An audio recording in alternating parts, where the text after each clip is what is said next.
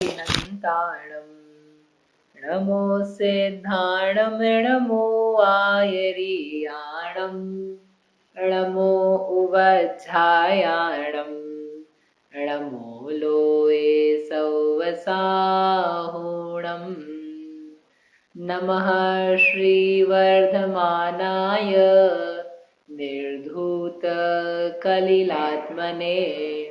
सालोकानां त्रिलोकानां यद्विद्यादर्पणायते।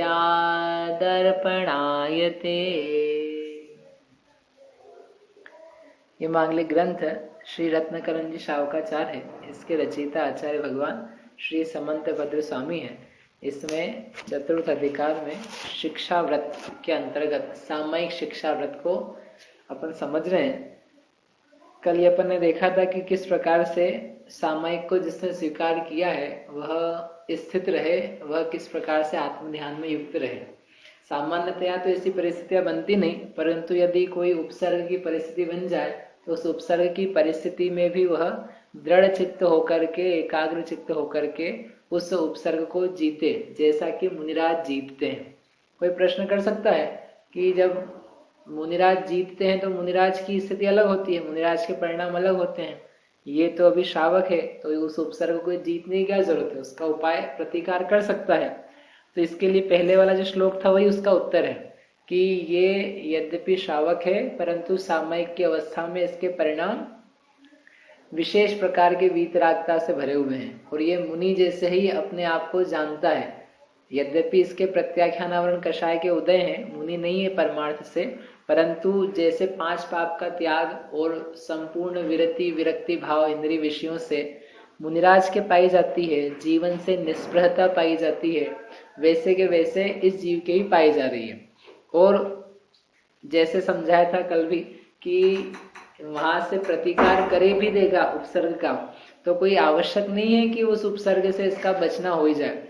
तो यदि प्रतिकार करते हुए ये मरण को प्राप्त हुआ तो संक्लेश भाव से मरेगा, और यदि प्रतिकार नहीं करता हुआ शुद्ध स्वरूप में लीन रहता हुआ, आत्मा का अनुभव करता हुआ, भेद विज्ञान करता हुआ इनसे मरण को प्राप्त हुआ, तो जैसे मुनिराज का मरण होता है समाधि में, वैसे इसका मरण भी समाधि में हो रहा है। तो सारा का सारा व्रत आदि का धारण करना वैसे भी इसी के लिए था कि मरण समाधि में हो, मरण आत्मा के भान पूर्वक हो, मरण जागृत अवस्था में हो, मरण ऐसे सोती अवस्था में संक्लेश परिणामों में अथवा अव्रत में, असंयम में, मिथ्यात्व में, इसमें नहीं हो।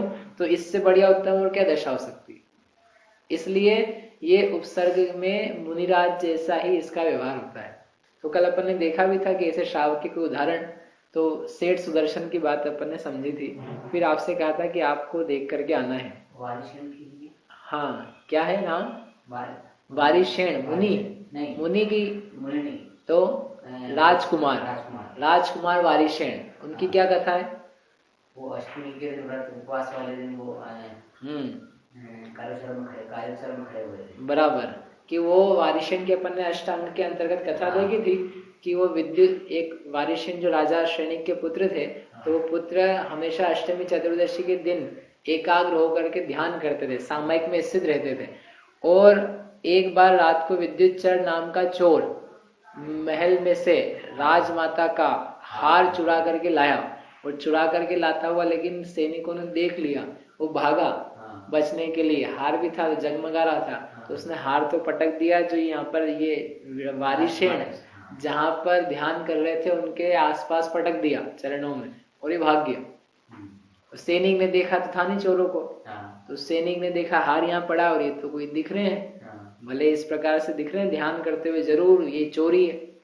और अंधेरे में ज्यादा समझ में नहीं आता है, वही पहले का अंधेरा ऐसा रहता था कि गुप्त सा, तो ये तो कोई व्यक्ति है, ये नाटक कर रहा है, इसको उठा के ले चलो, लेके चले गए, चोर है। फिर प्रकाश में देखा कि तो वारिशेण ही है, ओह अपने राजकुमार ही चोर है। तो सब लोगों ने समझ लिया कि ये राजकुमार ही चोर है, कोई ने सोचा नहीं कि ये ऐसा भी कुछ हो सकता है।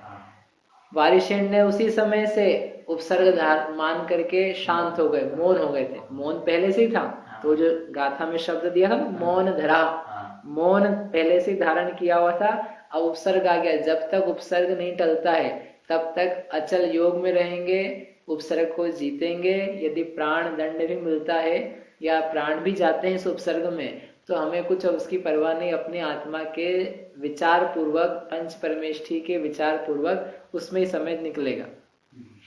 ऐसा करके राजा के पास ले गए। राजा ने पूछा, अरे ये राजकुमार है, लेकिन राजकुमार होकर के इसने ऐसा काम किया, बोलो तुमने कैसे किया, क्यों किया, ऐसे कैसे तुम्हारे पास आया। जो जो उनको कहना था पूछ सकते थे, अब ये कुछ बोले नहीं। बोले नहीं तो सबको क्या लगेगा कि यही चोर है, इसलिए चुप है। ये नहीं सोचता है व्यक्ति कि ये चुप है तो इसमें कुछ और भी रहस्य हो सकता है, कि ये मेरे से ऐसी बात ही पूछी जा रही है, बड़ा लज्जाजनक है। और राजा ने आओ देखा ना ताओ, उसने सुना दिया, इसको फांसी पर चढ़ाओ। इतना बड़ा व्यक्ति होकर के इतना हीन कार्य करता है, इसको आज के आज ही फांसी पर चढ़ा दो। और वो तो चढ़ने के लिए तैयार है, चढ़ने के लिए ने वो तो सोच के बैठे थे कि जो भी होगा अब।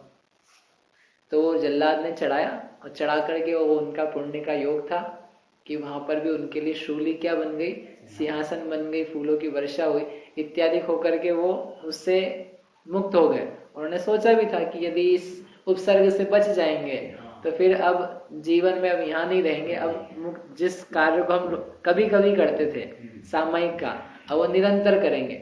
जब ऐसी विपरीत परिस्थिति में अपन शांत रह सकते हैं, यानी हम मुनि बनने योग्य हो गए, तो इसलिए उन्होंने नियम लिया था। तो उसके बाद में उन्होंने नियम को लेते हुए दीक्षा भी धारण कर ली, लेकिन वो थी श्रावक की सामयिक।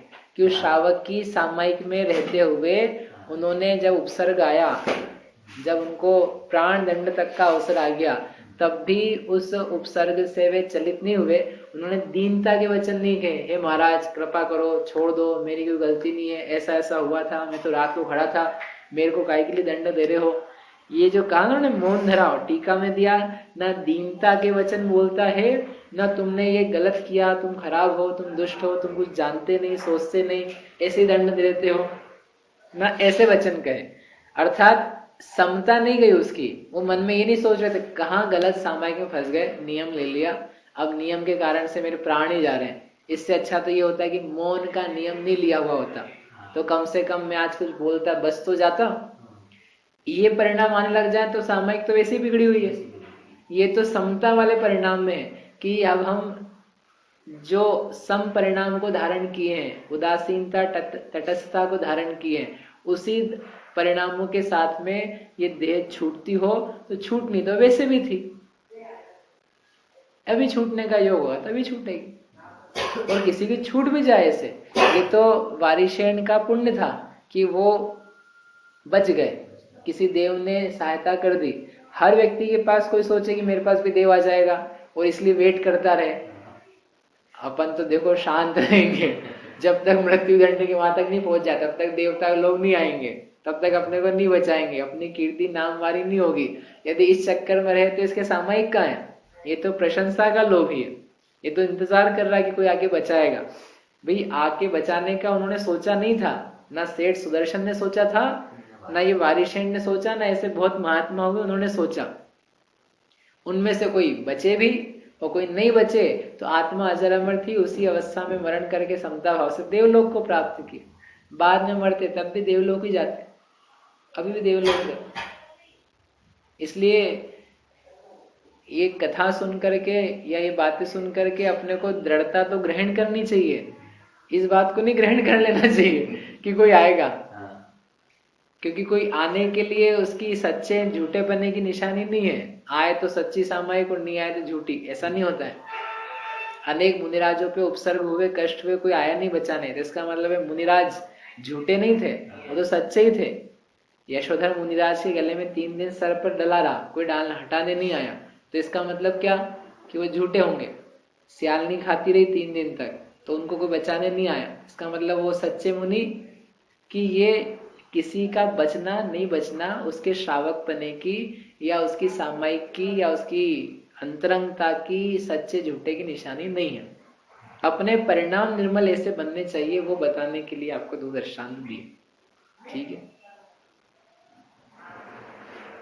इस प्रकार से कैसे श्रावक सामयिक करता हुआ उच्च परिणामों को प्राप्त करता है वह दिखाया। लेकिन ऐसे हम कैसे जीतेंगे, हमारे तो परिणाम ऐसे नहीं बन सकते। तो आगे वो थोड़ा विचार करवाने के लिए कह रहे कि देखो सामयिक में इस प्रकार का विचार करना, संसार और मोक्ष के स्वरूप का विचार करना इस प्रकार का, तो उसके कारण से तुम्हारे भाव शांत होंगे। कैसे परिणाम, तो आगे बता रहे हैं। गाथा नंबर 103 है, न्यू 14 नंबर की है, वो अपन पढ़ते हैं। 104 नंबर का श्लोक। अशरणमशुभमनित्यम् दुःखमनात्मानमावसामि भवम्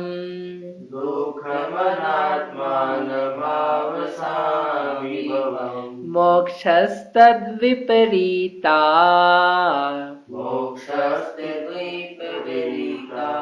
मेति ध्यायन्तु सामयिके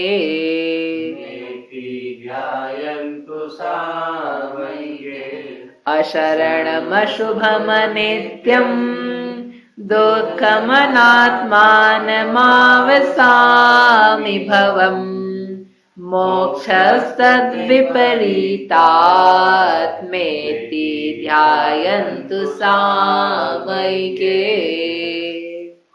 अब ऐसे समय में या सामान्य रूप से भी सामयिक में क्या ध्यायन्तु, क्या ध्याना चाहिए, उसका निर्देश इस अंतिम श्लोक में कर रहे हैं। इसके बाद जब सब अतिचार चालू होंगे और समाप्त हो जाएगा।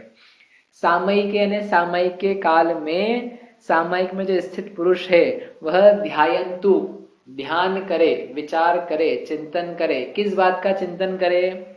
भवम, भवम है ना पहले लाइन का आखिरी शब्द, भवम, भवम यानी भव का, भव का यानी संसार का, संसार का विचार करे। क्या विचार करे संसार का? संसार में बहुत दुख है, रुपये पैसे ही नहीं है, ठंड बहुत पड़ रही है आजकल, बैठे बैठे ठंड लगती है, कि ऐसा व्यर्थ का विचार सामयिक में बैठ के करने की क्या जरूरत है, ये तो तुम वैसे दिन रात करते हो। इसने मेरी बात नहीं सुनी, कोई अपना नहीं है, सब पराए हैं, खाने को आज बराबर मिला नहीं, उससे झगड़ा हुआ।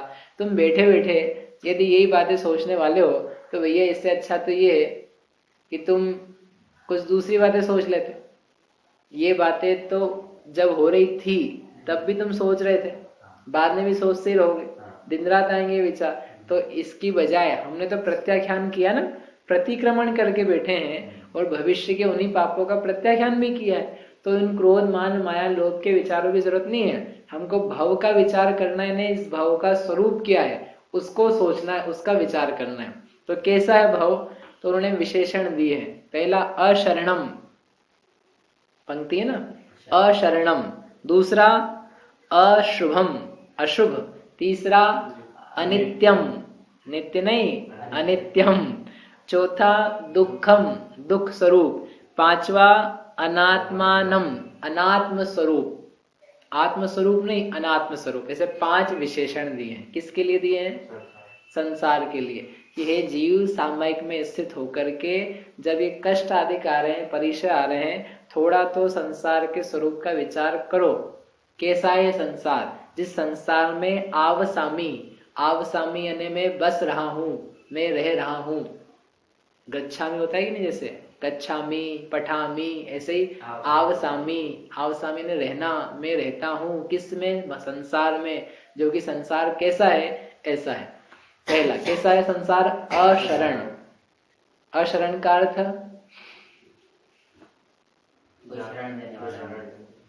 हाँ, तो उसका अर्थ बोलो, सरल है तो। शरण नहीं है, इसका अर्थ क्या? मतलब कि जो भी हमारे जो कर्म है वो हमको ही भोगने पड़ते, कोई हमको शरण नहीं रहता कि मेरा पाप कोई मेरी जगह दूसरा भोगने। ठीक है, अशरण भावना है ना। हाँ। बोलो अशरण भावना का अर्थ। अशरण भावना का क्या अर्थ है? पढ़ा चुके पहले?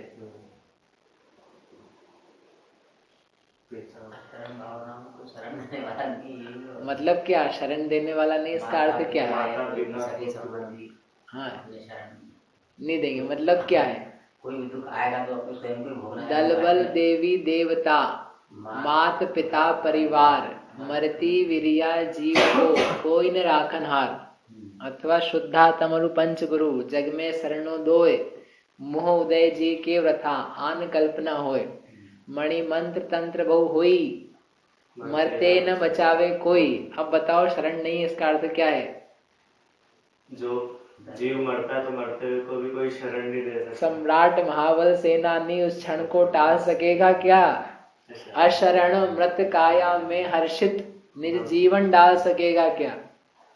अर्थात अशरण है यानी इस जीव को शरण नहीं है, यानी जब इस देह का वियोग होके मरण रूप स्थिति होगी तो संसार के कोई मणि मंत्र तंत्र दल बल देवी देवता माता पिता परिवार कोई भी इसको बचाने वाला नहीं है। इसका मतलब है अशरण। समझ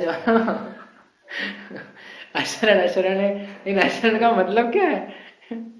शरण नहीं है, सहारा नहीं है, वो सुख दुख अपने अपन ही भोगते हैं। आगे जाके हम कहेंगे एकत्व भावना अन्यत्व भावना उधर जा करके, इधर किधर मिक्सिंग नहीं, जितना है उतना बताओ। अशरण यानी कि इस जीव को देह का वियोग होने से कोई रोक नहीं सकता है। जीव मर जाएगा नष्ट हो जाएगा ऐसा नहीं कह रहे हम, तो कह रहे हैं देह का वियोग होते समय कोई तुझे बचाएगा, इस भ्रम में नहीं रहना, ऐसा ये अशरण है। और ये अशरणता इस संसार का स्वरूप है, यानी तुम्हारे साथ नहीं है, ये हर जीव के साथ में ऐसे ही है। जो जो देह के साथ में है उस देह के साथ वाले जीव का देह का छूटना इट्स कंपल्सरी, छूटेगा ही छूटेगा। आज छूटेगा कि कल छूटेगा ये अलग बात है, लेकिन छूटेगा जरूर। भले महावीर स्वामी हो, चाहे आदिनाथ भगवान हो, चाहे बाहुबली जी हो, चाहे रावण हो, चाहे लक्ष्मण हो, चाहे आप हो चाहे मैं हो, हर व्यक्ति का देह छूटना ये कितना कंपल्सरी है? कितना कंपल्सरी? पूरा 100%। ये ध्रुव सत्य है जिसको अपन हमेशा भुलाए हुए जीवन बिताते हैं। तो ये कह रहे कि सामायिक में सोचो। 12 भावना कही थी ना आपको पहले, इस संसार में जिसमें मैं रहता हूँ वह अशरण है, यानी मुझे बचाने वाला कोई नहीं है। ऐसा सोचने से क्या होगा? ये जस्ट पहले वाला जो अपन ने पढ़ा ना परिसर उपसर्ग, ये उपसर्ग आए हैं।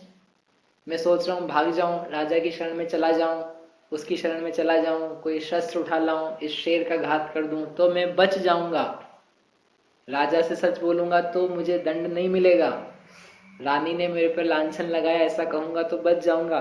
ऐसा जो तू सोच रहा है जीव, तो ध्यान रख ये भाव जिसमें रह रहा है कोई बचाने वाला नहीं है। यदि आयु का क्षय इससे ही होना है तो नियम से इससे होगा। इससे बचाने वाला कोई राजा, कोई सच्चाई, कोई झूठी बातें, कोई शस्त्र, कोई मंत्र मणि, ये बचाने वाला नहीं है। इसलिए इस अशरण संसार में रहता हुआ इस संसार को मैं सुख रूप यदि जानता हूँ तो बड़ा दुख का विषय है। शरीर को टिकाए रखना चाहता हूँ और ये हमेशा मेरे साथ बना रहेगा, ऐसी मेरी भावना है, तो ये भावना बराबर नहीं। ऐसा कब सोच सकता है व्यक्ति? जब ये जाने कि इस भाव का नेचर ही अशरण रूप है। अपन ये मानते हैं वास्तव में कि हमको बचाने वाले बहुत लोग हैं। देखो कोई भी तकलीफ आ जाए आप क्या करेंगे? कोई आपको मारने आ जाए आप क्या करोगे? बचाव करोगे। और आप अपने आप से नहीं बचा पाओ तो किसी को बुलाएंगे, पड़ोसी को बुलाएंगे, पुलिस को बुलाएंगे, सेना को बुलाएंगे, किसी डॉक्टर के पास जाएंगे, नीम हकीम के पास। यानी कहीं ना कहीं हमारे पास जाने के ऑप्शन है। हम नहीं जाए हम ये नहीं कह रहे, लेकिन हम ये नहीं सोचते एक बार भी कि ये देह तो छूटेगी। आपको कोई मारने पीटने आ जाए तो भैया चले जाना किसी से बचने, वो एक व्यावहारिक बात है। लेकिन उस काल में या उसके आगे पीछे कभी हम ये विचार नहीं करते कि ये देह को छुटाने के लिए व्यक्ति आया, तो ये नहीं छुटाए ठीक है, लेकिन ये छूटेगी जरूर। अपन डॉक्टर के पास जाते बीमार हो जाते हैं तो ये सोच के जाते हैं कि ये ऐसा कोई इलाज कर दे कि जिससे देह ना छूटे। लेकिन आपका ठीक है वैसा सोचना कि हम नहीं चाहते छोड़ना, लेकिन ये छूटेगी जरूर, ऐसा सोचते हैं क्या? ये डॉक्टर मुझे बचा ही लेगा, उसको अपन समझते कि भगवान जैसा मेरे लिए, लेकिन ये नहीं सोचते कि ये कुछ भी नहीं कर सकता है। इसका छूटना, इसकी खुद की देह छूट जाती है, आत्मा अलग हो जाती है, तो ये दूसरे कैसे बना के रखेगा? वो इलाज निमित्त कारण है बनाए रखने के लिए, दवा इलाज वगैरह वो अपनी जगह उपयोगी है, उसका हम निषेध नहीं कर रहे हैं। हम इतना कह रहे हैं कि अपने चिंतन में विचार में वो बात नहीं आती जो ये है स्वरूप। और स्वरूप नहीं याद आता है तो फिर एकांत मान्यता बनती है कि संसार में ये देह नित्य है, शरण रूप है, कोई ना कोई मुझे बचा लेगा। छोटा बच्चा होता है ना, जिसको मरण का पता नहीं, उसको कोई भी विपत्ति है, उससे क्या लगता है मैं बच जाऊंगा। मम्मी से बोल करके, पिताजी से बोल के, नाना जी से बोल के मैं बच जाऊंगा, ऐसा जैसे उसके भाव बना रहता है, ऐसे संसार के प्रत्येक व्यक्ति को भाव बना रहता है कि हम तो बच जाएंगे। अपने पास खूब पैसा है, खूब पहुंच है, खूब अपनी पहचान है, सब लोग अपने आजू बाजू हैं, मंत्री, पंडित, ज्ञानी, महाराज, ये सब अपने सेट किए हुए हैं। लोग ऐसे वर्ड यूज करते हैं, अपने सब सेट किए हुए हैं, तो अपन को कोई दिक्कत नहीं है। तेरी दिक्कत तो स्वरूप में ही बसी हुई है कि भाव में रह रहा है, और भाव में रहना अशरण रूप है। ठीक है। मोक्ष जो है, अब साथ ही अपन करते जाते हैं, क्योंकि मोक्ष तद विपरीत आत्मा, मोक्ष उससे विपरीत स्वरूप वाला है, यानी मोक्ष शरण रूप है। संसार अशरण रूप है और मोक्ष शरण रूप है। मोक्ष यानी मुक्ति, मुक्ति यानी आत्मा के शुद्ध स्वरूप की उपलब्धि, अर्थात आत्मा का शुद्ध स्वरूप शरीर से रहित, कर्म से रहित, राग द्वेष मोह से रहित, अधूरे ज्ञान से रहित, जैसा पूर्ण निराकुल यथावत आत्मा है, वीतरागी स्वरूप, केवल ज्ञान स्वरूप, वैसा का वैसा प्रकट हो जाए, वैसा रहना, उसका नाम है मोक्ष। उस मोक्ष में अशरणता नहीं है, शरणता है। यानी मोक्ष में वो जो देह मिलेगी ना, मोक्ष में मिलेगी कि नहीं, उसको कोई छुड़ाने वाला नहीं होगा। भाई मोक्ष में देह रहेगी नहीं, जब देह ही नहीं रहेगी तो फिर अब हमसे छुड़ाएगा कौन? आत्मा को शरीर से तो छुड़ाया जा सकता है, लेकिन आत्मा को आत्मा से कैसे छुड़ाया जाएगा? जो सोना है, सोने में खदान से निकला, तो उस खदान के निकले हुए सोने में से जो कालीमा है, किट्टीमा है, पत्थर है, उसको तो अलग किया जा सकता है, लेकिन जो सोना है उसमें से सोना कैसा निकाल लिया जाए? सोने में से सोना भी निकाल दो, सोने में सोना निकल सकता है? वो नहीं निकल सकता है। जो एक्स्ट्रा लगा हुआ है ना, वो निकल सकता है। जीव में शरीर, कर्म एक्स्ट्रा लगे हुए हैं, वो निकल सकते हैं, लेकिन जीव में से जीवत्व, ज्ञान, दर्शन, केवल ज्ञान, अनंत ज्ञान, वीतरागता, ये किसे निकाली जा सकेगी? नहीं निकाली जा सकेगी। यानी मोक्ष में इस प्रकार की स्थिति बन गई कि अब तुझे किसी भी अन्य शरण की जरूरत नहीं, तुम खुद ही शरण रूप हो, तुम्हें आवश्यकता ही नहीं है। तो ये दोनों कैसे हैं? विरुद्ध स्वभाव वाले। कहाँ ले रहा है व्यक्ति? अभी ले रहा है भाव में, तो ये विचार कर रहा है, ये भाव तो है अशरण रूप, और यह मोक्ष जिसको मैं प्राप्त करना चाहता हूं वो है शरण रूप। अच्छा, भगवान शरण है कि नहीं? सही सही बताना। बचाने के लिए तो नहीं, पर अभी तो शरण है। तो मतलब क्या है इसी शरण? बचाने के लिए शरण नहीं है, लेकिन अभी तो शरण है, मतलब क्या है इस बात का? अच्छा, आप चत्तारी शरण कवच जामी बोलते हो कि नहीं? तो फिर अब मतलब क्या उसके बोलने का? इस अपेक्षा से नहीं बोलते कि बचा लेंगे वो। तो किस अपेक्षा से बोलते हो? बता देंगे तो बच जाएंगे। बचने की कला मात्र बता देंगे तो बच जाओगे? बता देंगे, उसको फॉलो करेंगे तो। कि देखो, भगवान शरण अपन कहते हैं, और कहते मतलब कहने के लिए नहीं कहते, वास्तव में शरण है। अरंते शरणम पवज्जामि, सिद्धे, साहू और धर्म, ये शरण कहे जाते हैं, और आचार्यों ने शास्त्र में कहे, और वास्तव में जीव के लिए शरण है। शरण कैसे है? कि मृत्यु से बचाने के लिए। तो आप बताओ मुझे कि भगवान की शरण में जाएंगे तो मृत्यु से बचेंगे कि नहीं बचेंगे? अब ये बताओ। नहीं बचेंगे। अच्छा, आप पूजा पढ़ते हो? तो पूजा में मंत्र क्या चढ़ाते हो? पहला जन्म जरा मृत्यु विनाशनाय जलम निरुपामिति स्वाहा। तो एक व्यक्ति मुझसे बोलने लगा, बोले 80-80 साल के वृद्ध हो गए, एक की तो जन्म जरा मृत्यु जान ही रही है, तो हम पूजा नहीं कर रहे। हम ना, ये जरा गई नहीं, ये बचपन से पूजा कर रहा है, 10 साल 8 साल से, और आज 80 का हो गया, और इसके सारे हाथ मुंह सब लटक गए, और ये रोज बोलता था जरा विनाशना है, जन्म जरा मृत्यु विनाशना है, और इसकी तो जरा गई नहीं है। जरा है ना वृद्ध अवस्था, वो मरेगा भी है, वो पैदा भी होगा, तो ना इसका जन्म मिट रहा है, ना जरा मिट रही है, ना मरण मिट रहा है, तो तुम हमको बुद्धू बना रहे हो, बेकार में जल चढ़वा रहे हो। वैसे ही पानी की कमी है। तो बोलो आप सही बोल रहे हो कि गलत बोल रहे हो? वो जल जो आप चढ़ा रहे हो उसके निमित्त से या उस समय जन्म जरा मृत्यु का विनाश कुछ भगवान करते कि नहीं करते, या कुछ होता है कि नहीं जन्म जरा को? बताओ क्या उत्तर दोगे? क्यों जी? कि उस व्यक्ति से पूछो जो कर रहा है पूजा। तुम अपने मन से देख रहे हो कि वृद्ध हो गया, उससे जाके पूछो कि तू वृद्ध हुआ क्या। यदि वास्तव में पूजा करता होगा, पुजारी होगा, तो कहेगा कि ना मैं बालक हूं, ना मैं युवा हूं, ना मैं वृद्ध हूं, ना मेरा जन्म होता है, ना मेरा मरण होता है। ऐसा स्वरूप सुन करके मैंने वैसा अनुभव किया है, इसलिए ना मैं मरण से डरता हूं, क्योंकि मेरा मरण है ही नहीं। मैंने तो आज ये समझ लिया कि अब हम अमर भय ना मरेंगे। ये किसने लिखा है? ये किसी मरने वाले व्यक्ति ने लिखा है कि अमर व्यक्ति ने लिखा है? तो मरे नहीं क्या फिर? कि तुम्हारे लिए मरे होंगे, संसार के लिए मरे होंगे, लेकिन उस व्यक्ति से पूछो, कह तो रहा गा गा करके कि अब हम अमर भये, अब ना मरेंगे।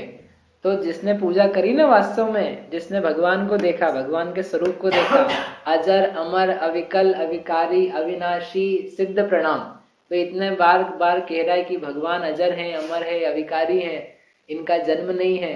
तो वो वैसा देखता देखता अपने आप को देखने लगा, जानने लगा, मानने लगा कि मेरी आत्मा भी ऐसी ही है। तो वह अजरता का, अमरता का अनुभव करता है कि अभी भी देह का अनुभव करता है? यदि अभी भी देह का अनुभव करता है तो इसने पूजा ही कहाँ करी है? इसका जन्म जरा मृत्यु तो वैसे भी नष्ट नहीं हो रहा था। लेकिन जिसने पूजा करी है, वो वास्तव में जो पुजारी है, वो पुजारी कहेगा कि मैंने मेरे जन्म जरा मृत्यु का नाश कर लिया है। ये बाहरी रूप दिख रहा है तुमको, इसलिए ये मत कहना कि पूजा वेस्ट गई थी, वो जल वेस्ट गया था। अब बताओ, भगवान शरण है? वहां से पूछ रहे थे, भगवान शरण है कि अशरण? भगवान मरण से बचाते हैं कि नहीं बचाते? बचाते हैं कि नहीं? यदि तुम सही रूप में भगवान को देखोगे तो भगवान बचाते हैं, पक्के से भगवान ही बचाते हैं। अरे भगवान को छोड़ के तेरे विश्व में तुम्हें बताने वाला कौन है कि तुम कौन हो? यदि भगवान नहीं बताएंगे तुम जीव हो, तो तुम्हें क्या सपने में आएगा कभी कि कुरान में लिखा मिलेगा कि तुम जीव हो? यानी हमें अपना परिचय देने वाले और अपने आप को उनके जैसा हम बन जाएं, ये बताने वाले, जिससे हम स्वयं शरण रूप हो जाएं, वो कहने वाले, समझाने वाले भगवान ही है। और ऐसा कहकर के कहने में आता है भगवान ही शरण है, धर्म ही शरण है, साधु महाराज ही शरण है, सिद्ध भगवान ही शरण है। इसलिए उन्होंने कहा शुद्धातम अरु पंच गुरु जग में शरणो दोय। तुम्हारी आत्मा तुम्हारे लिए शरण है, उस आत्मा को बताने वाले पंच परमेष्ठी शरण। इसलिए कहने के लिए नहीं है वो कि वास्तव में बचाएंगे तो नहीं, लेकिन अब शरण तो लिखे तो शरण है कि नहीं बचाएंगे, वो बचा रहे हैं, बचे हैं जीव, बचे रहे हैं, बचेंगे, उनके द्वारा ही बचते हैं, इसलिए शरण है। हाँ, तुम नहीं समझो उनकी बात को तो फिर अब क्या करें? डॉक्टर बचाता है कि नहीं मरीज को? यदि वो मरीज डॉक्टर के अनुसार चले तो कहा जाएगा बचाया, और यदि वो चले ही नहीं तो डॉक्टर क्या करे? ऐसे ही भगवान बचा रहे हैं, तुम नहीं बैठो, ध्यानत धर्म की नाव बैठो, शिवपुरी कुशलात है। हे जीवो, धर्म की नाव बैठो, धर्म की नाव पे बैठ जाओ तो कहाँ पहुंच जाओगे? शिवपुरी, मोक्ष की पूरी स्थान में पहुंच जाओगे। अब तुम बैठो ही नहीं तो हम क्या करें? इसलिए व्यवहार में जब हम ये कहते हैं शरण है पंच परमेष्ठी, तो वो उसका अर्थ समझ जाना, ये शरण है। देह का वर्तमान जो योग है, इसको तो वो नहीं बचाएंगे, क्योंकि ये तो नेचर ही है ना, कह रहे ना भाव का स्वरूप है ये, तो वो स्वरूप को कैसे बदल देंगे? तो वो तो वैसे ही रहेगा। लेकिन तुम नहीं मरते हो, तुम्हारी जरा नहीं आती है, इस बात को अच्छी प्रकार से अनुभव करवा देंगे। तो तुम्हारा जो तुम्हारा रोग है, तुम में रोग है, वो रोग निकल जाएगा, वो जरा नष्ट हो जाएगी। शरीर की जरा नष्ट नहीं होगी, लेकिन तुम्हारी जरा जरूर नष्ट हो जाएगी। शरीर का वियोग नष्ट नहीं होगा, लेकिन तुम्हारा बार बार शरीर मिलना वो जरूर नष्ट हो जाएगा। तुम्हारी कल्पना में जो बैठा है कि हम एक हैं, वो कल्पना मिट जाएगी, तो हो गया काम। अब बता, पूजा का मंत्र सही कि गलत? ऐसी पूजा करना सही ढंग से। एक दूसरा और कैसा है संसार? अशुभम, अशुभ है। अशुभ है यानी, अशुभ है यानी, बोलो जल्दी से, अशुभ यानी क्या है? अशुभ कार्यों को उत्पन्न करने के कारण से अशुभ है। यहाँ कुछ भी शुभ कार्य नहीं होता। जितने सारे कार्य हैं वे संसार के ही उत्पादक हैं। जैसे रोग है, उस रोग के द्वारा और जो शरीर में चीजें बन रही है वो रोग रूप ही बन रही है। तो रोग कैसा है कि वह एक तो मरण की तरफ ले जा रहा है, तो अशरण रूप, और अशुभ है अर्थात उस अशुभता को ही पैदा कर रहा है। दुख रूप है और दुख को ही पैदा कर रहा है, उससे कोई भली बात नहीं पैदा हो रही है। इस संसार में रहते रहते इतने दिन बीत गए, कौन सा भला कार्य हो गया अपने से? हम मंदिर जाते हैं, पूजा पाठ करते हैं, तो ये तो अपन ने मंदिर में ही सीखा। यानी संसार की अलग अलग गतियों में भ्रमण करते हुए शुभ कार्य कौन सा हो गया? कौन सा बेस्ट कार्य आपने कर लिया? दुकान खोल ली, ये बेस्ट है। ये और झंझट बढ़ गई, मैनेजर बन गए, ऑफिस बढ़ गया, प्रमोशन मिल गया, बिजनेस करने लगे, ये सब शुभ कार्य है कि अशुभ कार्य है? इससे अपना विकल्प जाल फैल रहा है, कर्म बंधन बढ़ रहा है, या अपन दुख में और गिरते जा रहे हैं, वो हो रहा है कि कुछ अन्य स्थिति बन रही? लगता है ऐसा है कि अपनी उन्नति हो रही, पुण्य के उदय आ रहे हैं। अपन मैनेजर बन जाओ, पहले अपन किसी के अंडर काम करते थे, अब अपने अंडर लोग काम करने लगे 3, फिर और बड़े तो अपने अंडर 30 हो गए। तो कौन सी स्थिति अच्छी है? लोक में देखा जाए तो 30 वाले तो बेस्ट है, लेकिन उस व्यक्ति की जो शांति है वह कब अच्छी थी? 3 में कि 1 में अकेला था तब? अकेला तो नहीं, बीच में होना अच्छा रहता है। तो 3 से अपन 300 में पहुंचा सकते हैं, अपेक्षाकृत एक दूसरे को कह सकते हैं आप, लेकिन वास्तव में इसके सिर पे कुछ भी नहीं हो और इसके नीचे भी कोई भी नहीं हो, अरे कुछ नौकरी नहीं हो, मुनि अवस्था हो, वो सबसे बेस्ट स्थिति, वो है शुभ स्थिति। और उस शुभ स्थिति को छोड़ करके जो कुछ सारी स्थितियां हैं जिससे हम घर गृहस्थी विषय कषाय भोग कषाय क्रोध मान में लगे हैं, वो सारी है अशुभ स्थितियां।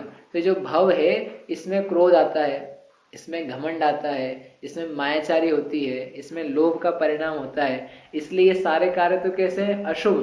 तो ये सारा भव जिसमें हम रहते हैं वो है अशुभ रूप, वह शुभ रूप नहीं, प्रशस्त नहीं।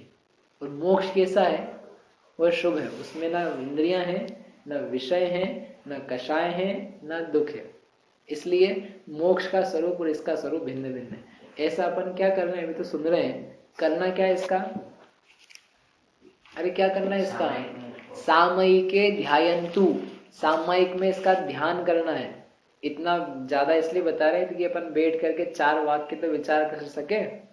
ये तो देखो अभी अपन ने वचनात्मक बोले हैं, समझा है इसको उस रूप में फील करना, तो ये सामयिक में होता है।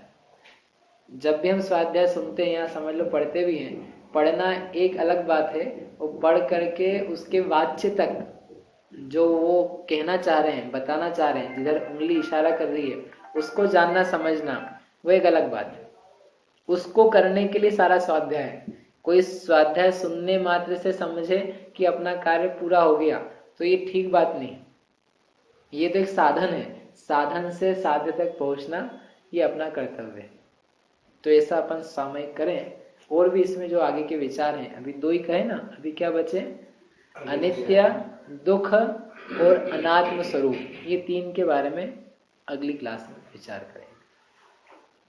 जावाणी के ज्ञान ते सुधे लोकालोक, सो वाणी मस्तक नवो सदा देत हो ढो।